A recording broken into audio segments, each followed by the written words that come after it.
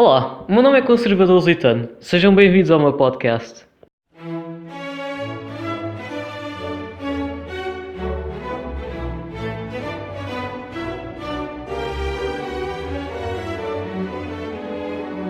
Hoje vou falar sobre as touradas portuguesas, por ser um assunto polémico sobre o qual muitas pessoas pediram a minha opinião. E, embora já tenha publicado um texto sobre o assunto, eu sinto que não tive a oportunidade de passar a mensagem de uma forma completa e eficiente devido ao limite de caracteres do Instagram, e desse sentimento partiu a necessidade de realizar este podcast. Eu espero que vocês gostem deste novo formato e gostaria que vocês deixassem nos comentários a vossa opinião e me digam se eu devo continuar ou não.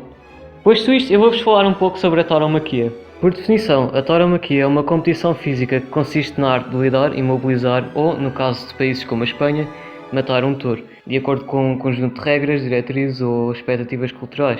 Existem muitas formas e variedades diferentes em vários locais do mundo, porém, como eu já tinha dito, vou focar-me principalmente nas touradas portuguesas.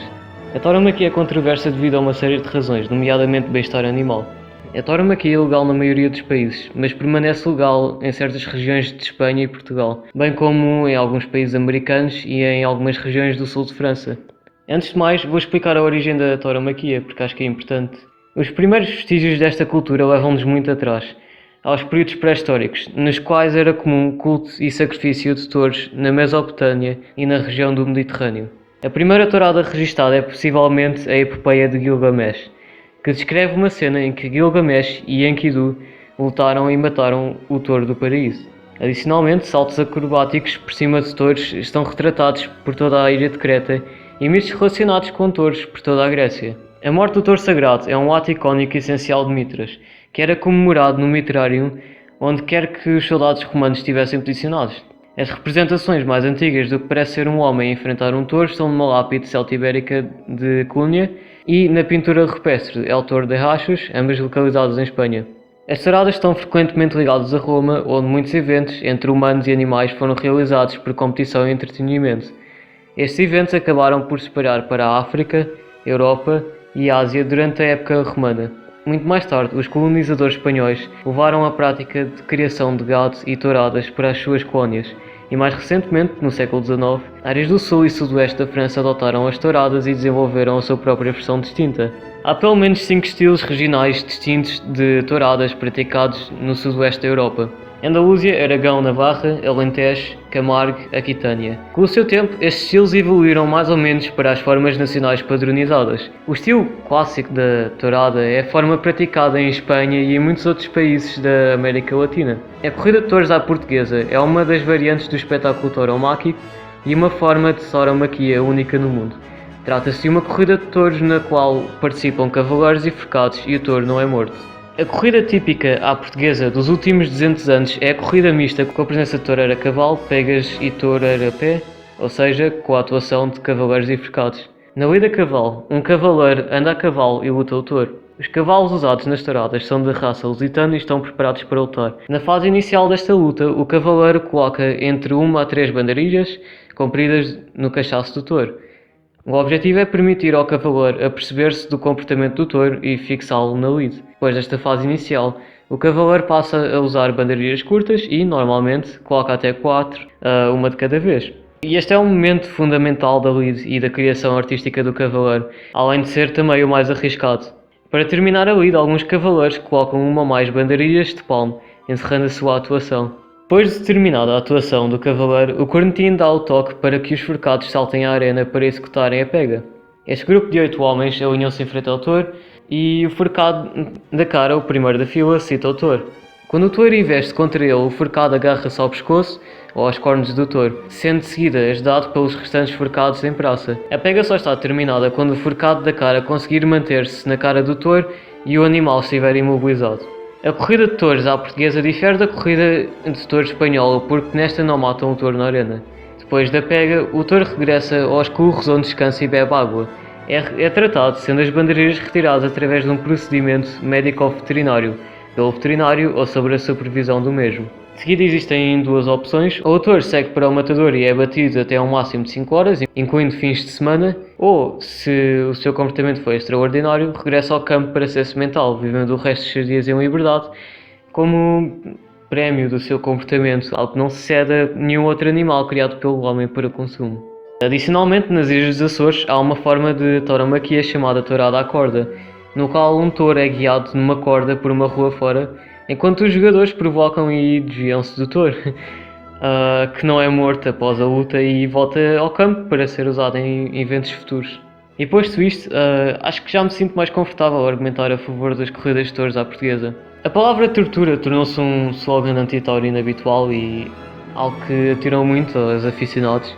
E aqueles que acham que as touradas são cruéis talvez sejam corretos, mas na minha opinião a vida de um touro bravo, um animal puro que vive até aos 4 ou 5 anos de idade, alimentando-se bem, nunca vendo um homem a pé que tem em média 30 mil metros quadrados de espaço para viver, é muito superior à de outros milhares de touros, cujas vidas são mais curtas, vivem inteiramente em condições de fábrica e são mortos em matadouros sombrios para que possamos comer bifes, nomeadamente os touros britânicos.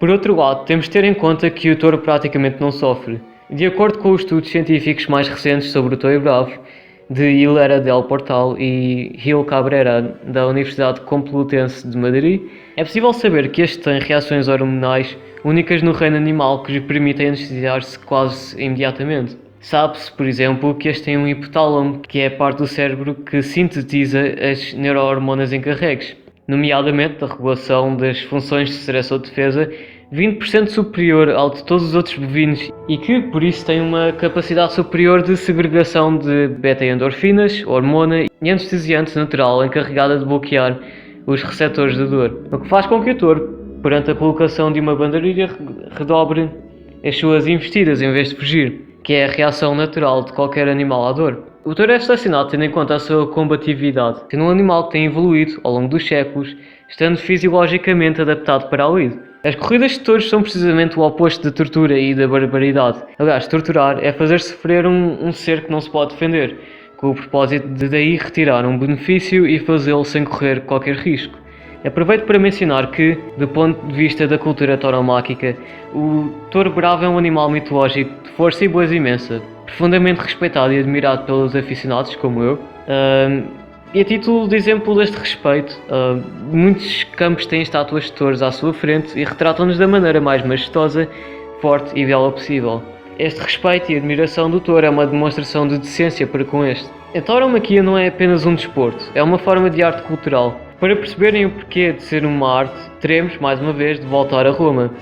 Arte vem do termo latino ars, que significa técnica e ou habilidade. E, pelo menos na minha opinião, partindo desta definição é fácil perceber o porquê de ser uma arte, uma vez que as corridas de touros envolvem uma grande quantidade de técnica e habilidade. Mas voltaremos a esse tópico no próximo ponto, provavelmente, acho eu. Não sei quantos pontos é que fiz, mas pronto. Por outro lado, a tauromaquia não só é uma arte, como também faz parte da nossa cultura, daí se considerar uma arte cultural. Primeiro porque tem grandes raízes históricas e mitológicas, e segundo porque muitos jovens idealizam os toureiros pela sua força, graça e coragem, o que é valioso para inspirar as gerações futuras e para o sucesso destas. Para reforçar este ponto, a tauromaquia prospera devido aos aficionados e não aos turistas. Os principais praticantes da tauromaquia são estrelas, especialmente, por exemplo, em Espanha, e os aficionados dedicam-se intensamente a esta arte porque ainda está na alma do nosso país. Para concluir este ponto, nas noites raras de touradas, os touros são fortes e nobres, os homens honestos e suaves e a multidão totalmente imersa na arte. É a expressão mais cativante do domínio do homem sobre o poder elemental da natureza que já testemunhei e a forma de arte mais completa do mundo.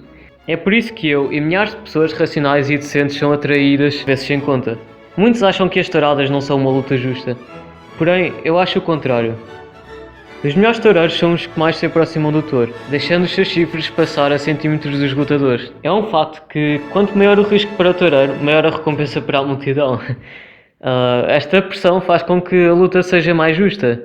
E os toureiros demonstram a sua coragem e bravura diante de riscos potencialmente fatais e são frequentemente feridos nas touradas. Tais ferimentos não estão contabilizados nem fazem parte das estatísticas, por isso não se sabe ao certo quantos forcados e quantos cavaleiros são assistidos devido a ferimentos causados por quedas ou pelos touros. No entanto, os casos conhecidos de touradas que não acabam da melhor forma não são nulos. Desde o início deste século, morreram 4 forcados na arena, segundo dados recolhidos através das notícias divulgadas até ao momento. Claro que a luta não é 100% justa, eu não digo isso, mas é bastante justa.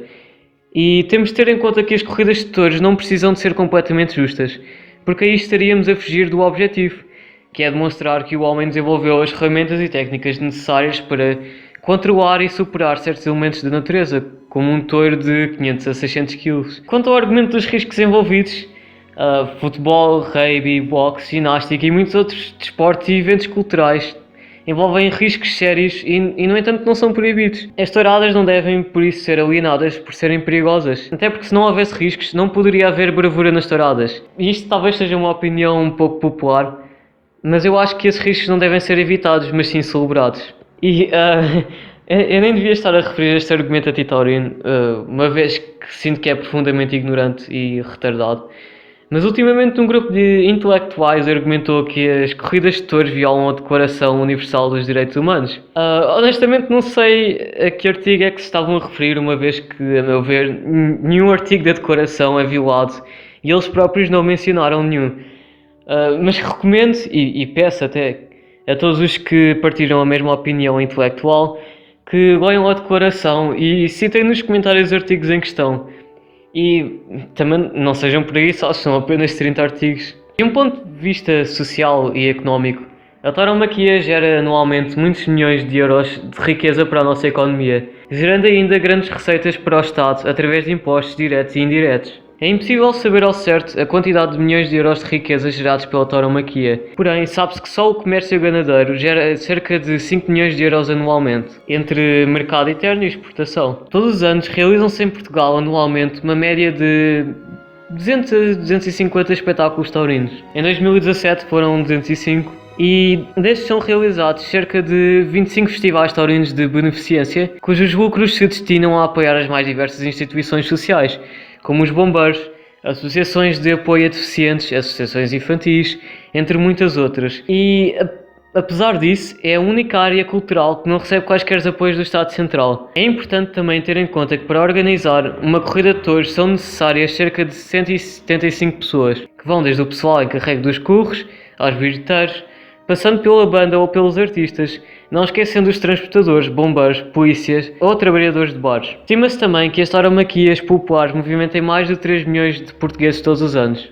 E eu acho que proibir a tauromaquia causaria a perda de um setor económico importante que beneficia muito mais de 10 mil pessoas anualmente. Felizmente, segundo uma sondagem de 2011 da Eurosondagens, 86,1% dos portugueses não defende qualquer proibição das corridas de touros, e apenas 11% são contra as touradas, defendendo a sua proibição total. Aliás, o número de espectadores continua a subir e a petição a favor da tauromaquia portuguesa já ultrapassou, neste momento, as 120 mil assinaturas, o que a torna numa das maiores petições que já tiveram lugar em Portugal. Noutras palavras, somos uma maioria silenciosa e o verdadeiro perigo disto é que, ao permanecermos principalmente silenciosos, permitimos que a comunidade antitaurina comece a convencer os portugueses que são indiferentes às touradas que a arte está condenada a morrer lentamente, que inevitavelmente desaparecerá à medida que Portugal se torna cada vez mais como qualquer outro lugar, dominado pelo globalismo espalhafatoso e neutralizado pelas forças de homogeneização, da tecnologia e gostos aceitos.